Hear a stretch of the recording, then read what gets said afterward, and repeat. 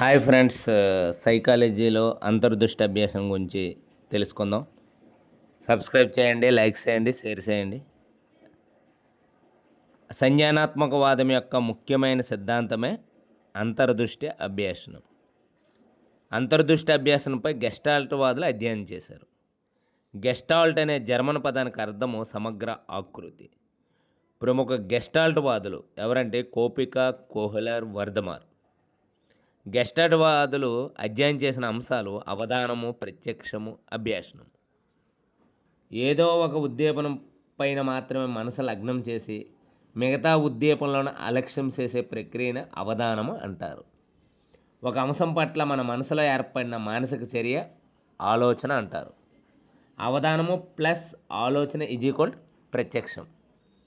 ఒక అంశం మన జ్ఞానేంద్రియాలకు ఏ విధంగా కనిపిస్తుందో, వినిపిస్తుందో చెప్పే ప్రక్రియ ప్రత్యక్షం అంటారు.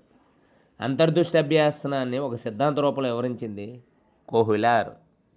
కోహ్లర్ రచించిన గ్రంథం ద మెంటాలిటీ ఆఫ్ ఏప్స్. యత్నదోష పద్ధతిలో కోహ్లర్ పేర్కొన్న లోపాలు: సమస్య కఠినస్థాయి, అంశాల పరిజ్ఞానలేమి, అంశాల సమన్వయంలేమి లేకపోవడం. కోహ్లర్ తన ప్రయోగంలో ఉపయోగించే చింపాంజీ పేరు సుల్తానా.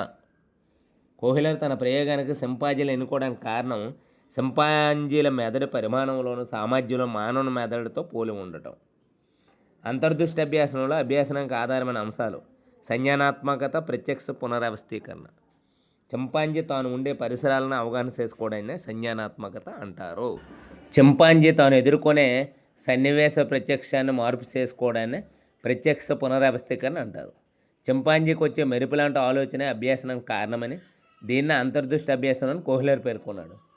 మొత్తం పరిసరానికి, దానిలో ప్రతి విభాగానికి మధ్య సంబంధాన్ని అర్థం చేసుకోవడం వల్ల అంతర్దృష్టి అభ్యాసం సంభవించింది. కాబట్టి దీనే సంబంధాల సిద్ధాంతం అంటారు. అంతర్దృష్టి అభ్యాసనము జరుగు సోపానాలు పేర్కొన్నది ఎర్క్స్.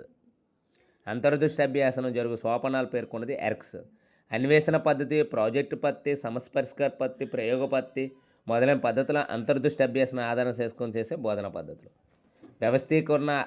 వ్యవస్థీకరణ, అర్థవంతమైన అభ్యాసనం మొదలైన భావనలను అంతర్దృష్టి అభ్యాసనకు సంబంధించినవి. అంతర్దృష్టి అభ్యాసన సిద్ధాంతం ప్రకారం ఒక పాఠ్యాంశానికి సంబంధించి మొత్తం అంశాలు ఒకేసారి బోధించాలి.